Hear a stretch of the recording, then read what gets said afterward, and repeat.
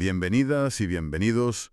Hoy vamos a sumergirnos en la historia y, bueno, también el presente de una organización que casi todo el mundo conoce, por lo menos de oídas, Greenpeace. Exacto. Una de las ONGs ecologistas más visibles, sin duda, y también, a menudo, de las más polémicas. Sí, genera debate. Para entenderla un poco mejor hemos buceado en distintas fuentes públicas. La Wikipedia es una de ellas, claro, que documentan pues sus orígenes, sus campañas más sonadas y también esas controversias que siempre la rodean. La idea es esa, intentar ver qué hay detrás del nombre, de las acciones espectaculares, cómo funcionan realmente y qué impacto han tenido, ¿no? Tanto bueno como, bueno, lo otro. Eso es.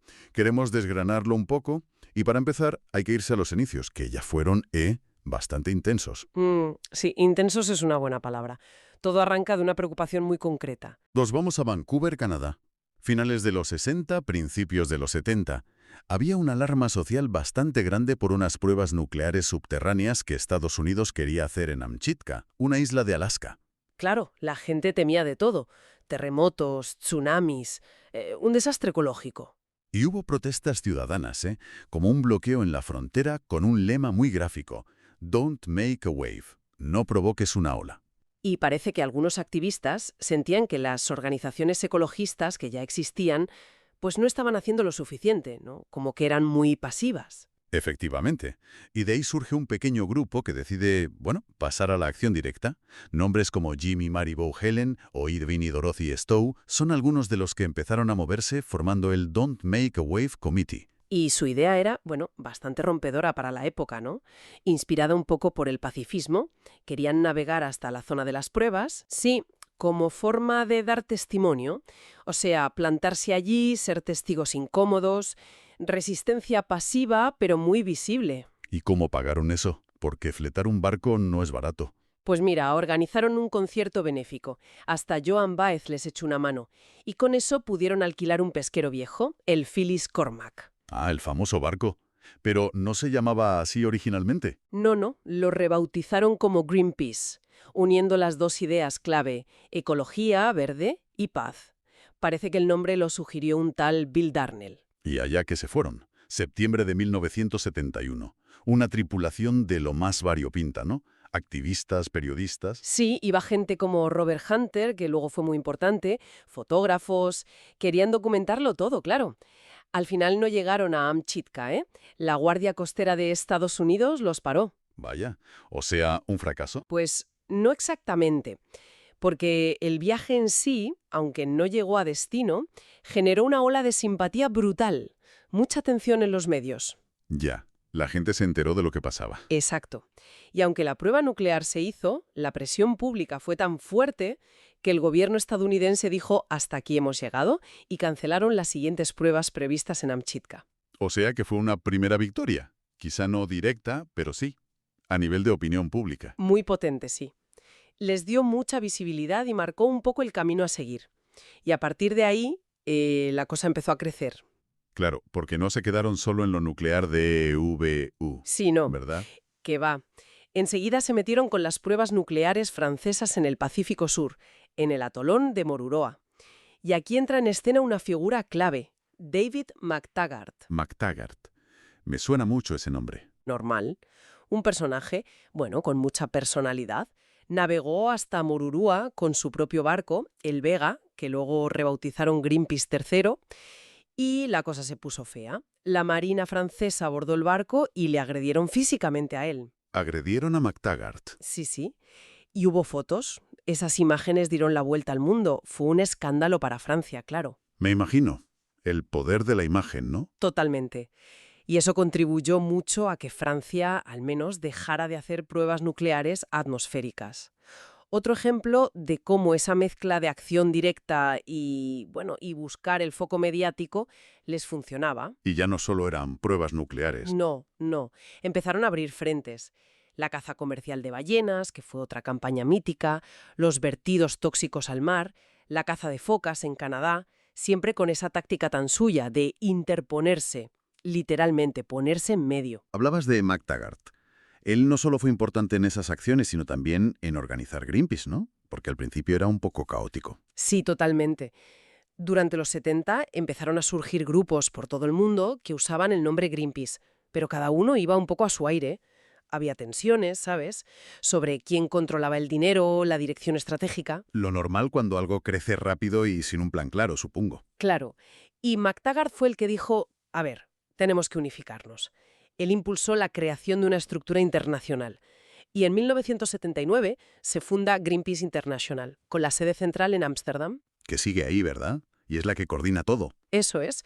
Hoy coordina a unas 25 oficinas regionales que operan en más de 55 países.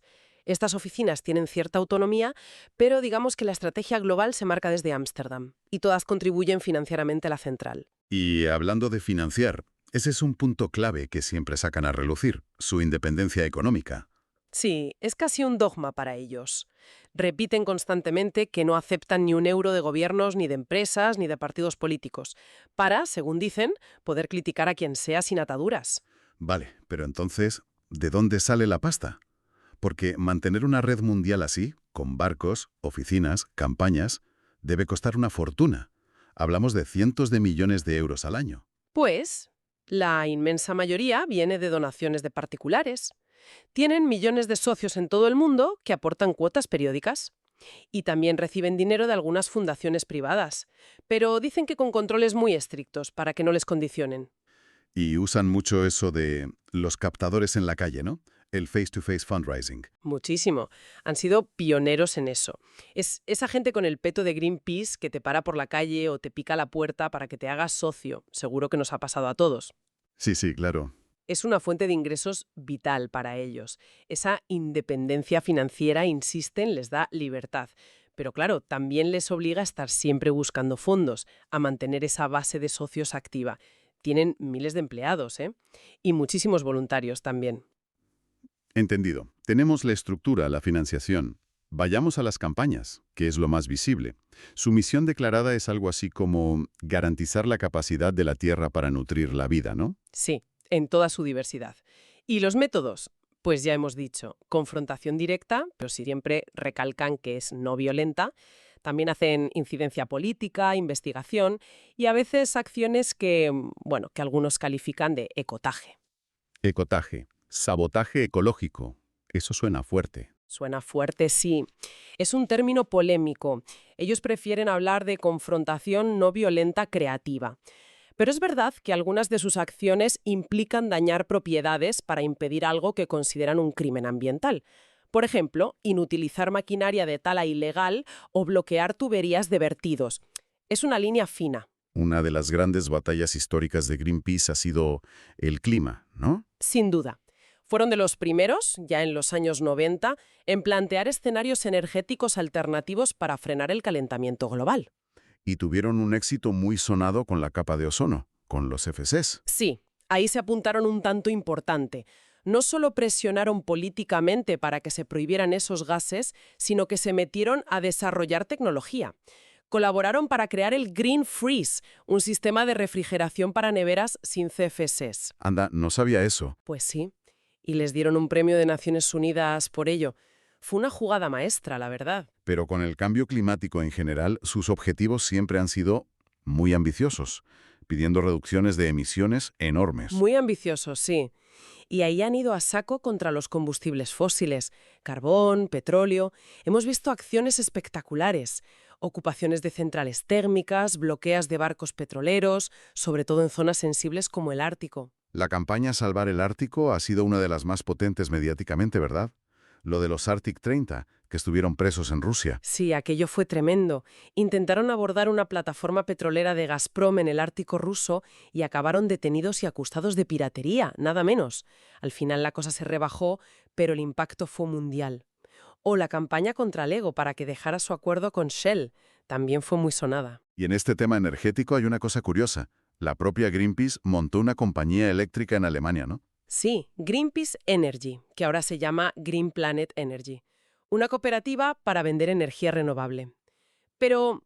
También vendían gas fósil. Uy, eso choca un poco, ¿no? Pues sí, les llovieron críticas, claro. Acusaciones de lavado verde o greenwashing. Ellos argumentaban que era una transición, pero fue controvertido, incluso internamente. También en energía recuerdo un caso legal interesante en Reino Unido, Kingsnorth. Ah, sí. Muy interesante. Unos activistas dañaron una chimenea de una central de carbón y en el juicio fueron absueltos. El jurado aceptó su argumento de que actuaban para prevenir un daño mayor, el cambio climático. Sentó un precedente. Otro tema donde Greenpeace tiene una postura inflexible es la energía nuclear. Oposición frontal.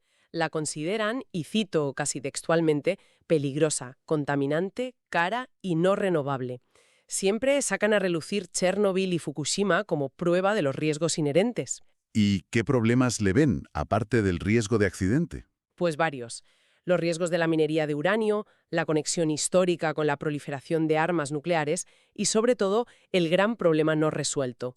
¿Qué hacer con los residuos radiactivos, que duran miles de años? Ya, el famoso problema de los cementerios nucleares. Exacto.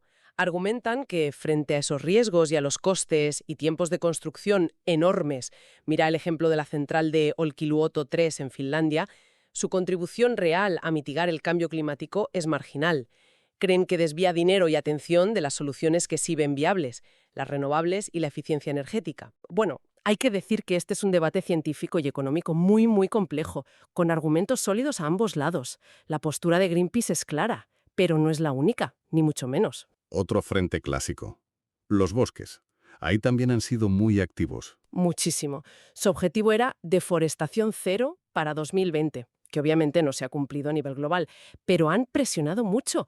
Han ido directos a por grandes marcas. Señalando a empresas muy conocidas. Sí, Nestlé, Unilever, Nike, McDonald's, por usar materias primas como el aceite de palma, la soja, el cuero, que venían de zonas deforestadas, sobre todo en los trópicos. ¿Y consiguieron algo? Pues sí, en varios casos han logrado que algunas de estas multinacionales cambien sus políticas de compra, que exijan certificados de sostenibilidad.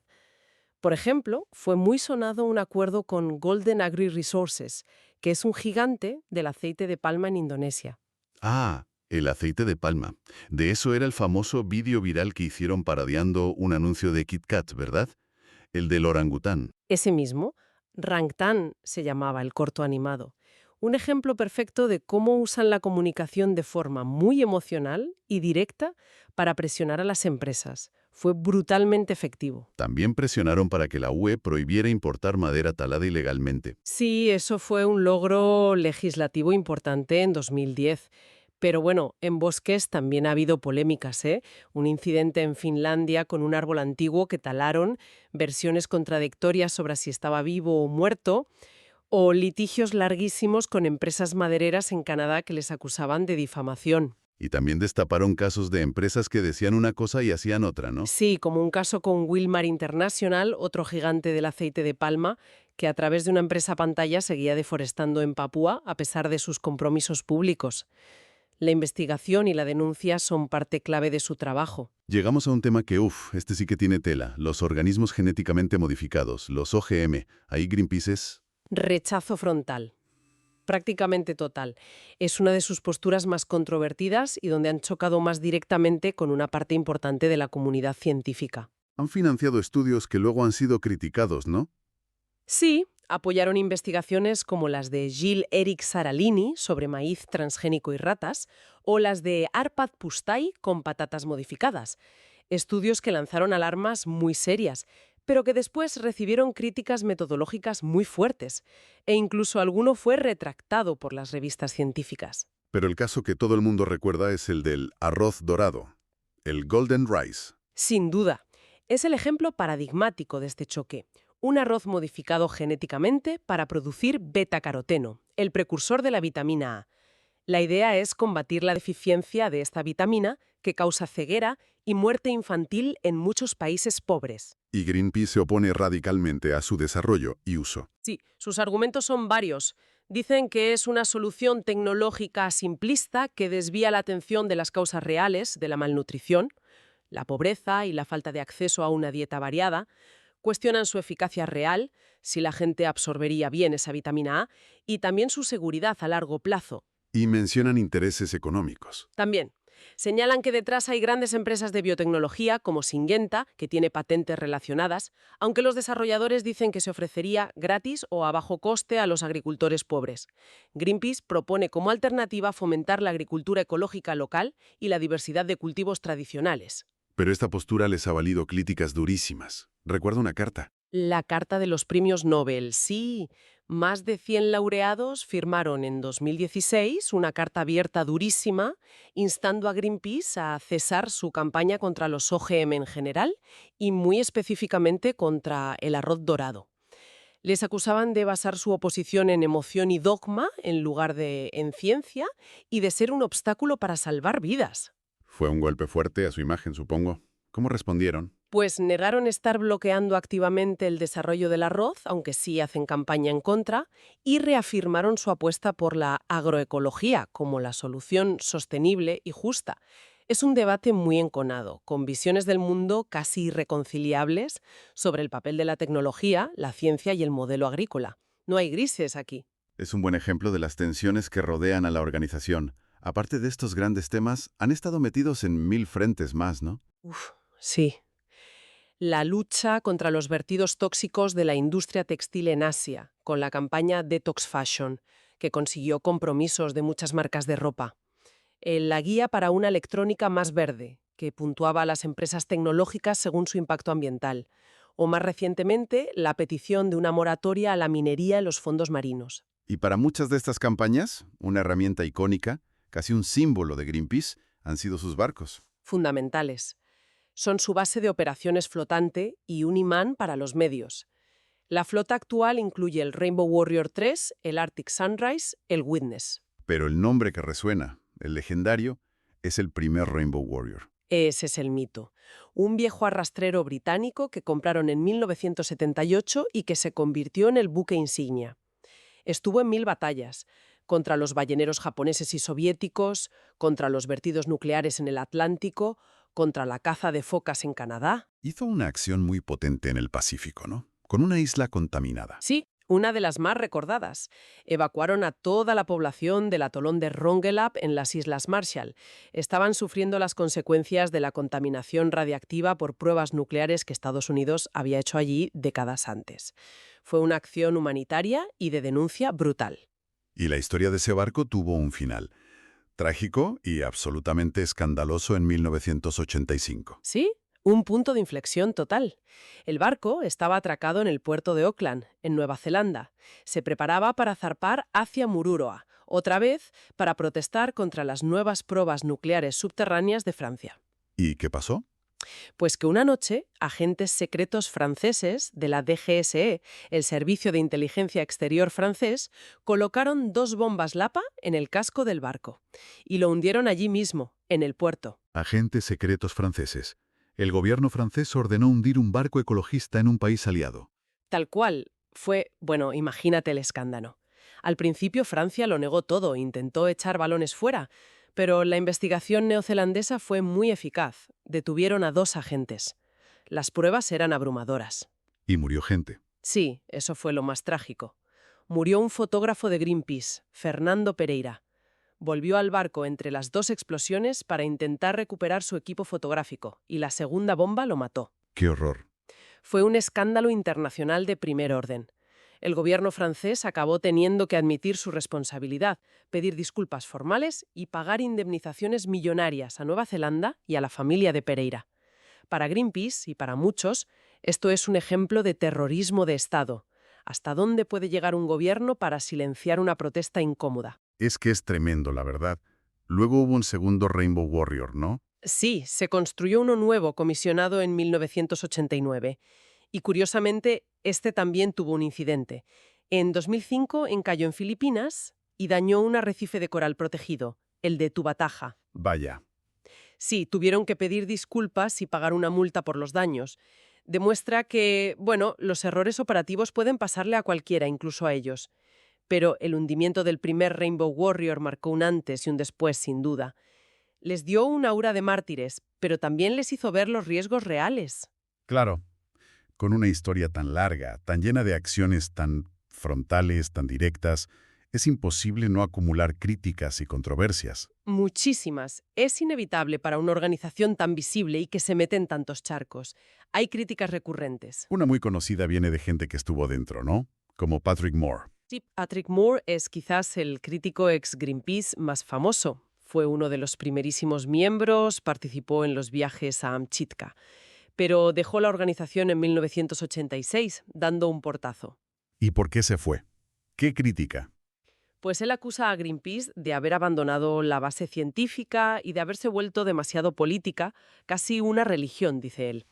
Critica que se volvieran antinucleares, él ahora defiende la nuclear como solución al cambio climático, critica su postura anti-OGM, especialmente lo del arroz dorado, los acusa de ser antihumanos en algunas de sus campañas. Son acusaciones muy graves. ¿Y qué responde Greenpeace? Pues la rebaten punto por punto, claro. Señalan que Moore ahora trabaja como lobista y consultor para industrias que Greenpeace combate, como la nuclear, la maderera, la química. Dicen que sus críticas son interesadas y que reescribe la historia. Otros miembros fundadores también han sido muy críticos con Moore. Es una bronca que dura décadas y que refleja esas tensiones internas sobre estrategia y táctica que han existido casi siempre. Otro caso que siempre sale a relucir cuando se habla de controversias es el del Brent Spar. El Brent Spar. Eso fue en 1995. Un caso de manual casi. Greenpeace lanzó una campaña enorme, muy mediática, para impedir que la petrolera Shell hundiera una plataforma petrolífera vieja, la Brent Spar, en el Atlántico Norte.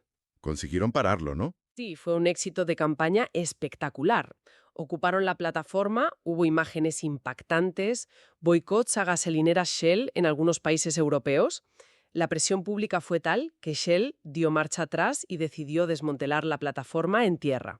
Y además, a raíz de eso, la Convención OSPAR prohibió el hundimiento de estas estructuras en el mar. O sea, un doble éxito. Pero hubo un pero importante con las cifras, ¿verdad? Ahí está la controversia. Greenpeace dijo inicialmente que la plataforma contenía miles de toneladas de petróleo residual y otros contaminantes.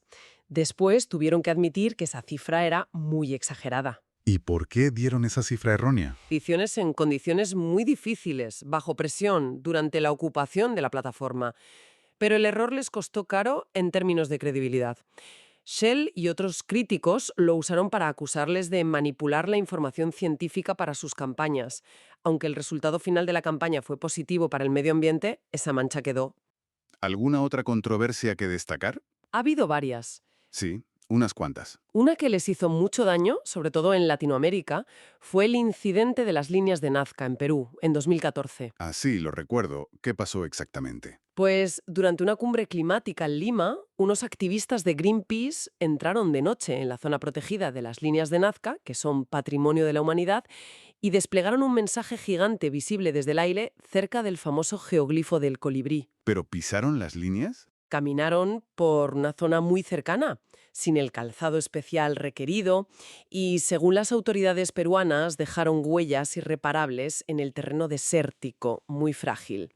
Greenpeace pidió disculpas públicas muy rápido, dijo que fue un error gravísimo de cálculo, pero el daño a su imagen fue enorme.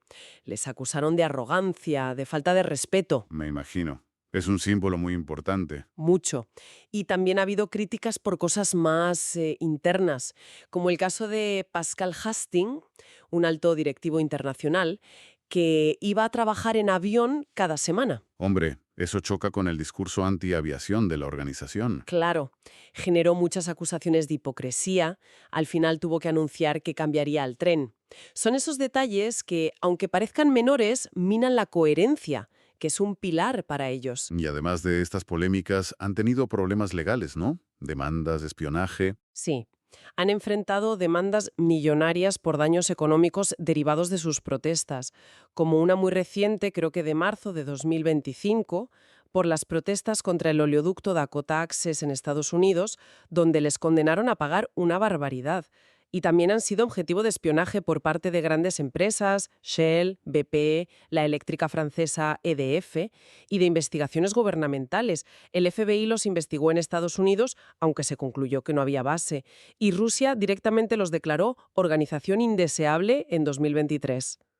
O sea que, haciendo un balance final, tenemos décadas de activismo muy visible, con victorias innegables en poner temas en la agenda, en concienciar a la gente, incluso en cambiar leyes y prácticas de empresas. Sí, eso es innegable. Han sido pioneros en muchas cosas y han forzado cambios que parecían imposibles. Su capacidad para generar imágenes potentes y movilizar a la opinión pública es extraordinaria. Métodos, a veces sobre su rigor científico o sobre las consecuencias de sus acciones. Es la gran dualidad de Greenpeace, yo creo. Esa mezcla de idealismo radical, acción directa muy audaz y una maquinaria de comunicación muy potente. Les ha dado grandes éxitos, pero también les ha metido en problemas serios y les ha generado enemigos muy poderosos. Mantener ese equilibrio entre ser efectivos y ser creíbles es tremendamente difícil. Un equilibrio muy delicado. Ser lo bastante radicales para que te hagan caso y provoques cambios reales, pero sin pasarte de frenada y perder la confianza de la gente o causar daños inesperados. Exacto. Y ese desafío es hoy más grande que nunca, me parece. Vivimos en un mundo con crisis ambientales que piden acción urgente, sí, pero también un mundo muy polarizado donde la desinformación campa a sus anchas y la confianza en las instituciones, incluidas las ONGs, está tocada. Lo que nos deja pensando. En este contexto tan complejo, ¿hacia dónde va el activismo de confrontación directa como el de Greenpeace? ¿Pueden seguir siendo relevantes y efectivos sin repetir errores del pasado que les cuesten credibilidad? ¿Y cómo se adapta este modelo, nacido en la era analógica, a la velocidad, la viralidad y también la superficialidad de la era digital y las redes sociales? ¿Seguirá funcionando la táctica de ser testigos y la acción física? ¿O veremos surgir nuevas formas de activismo ambiental más del siglo XXI? Son preguntas importantes, sin duda, para seguir reflexionando sobre el futuro del ecologismo y el papel que organizaciones como Greenpeace pueden o deben jugar en él.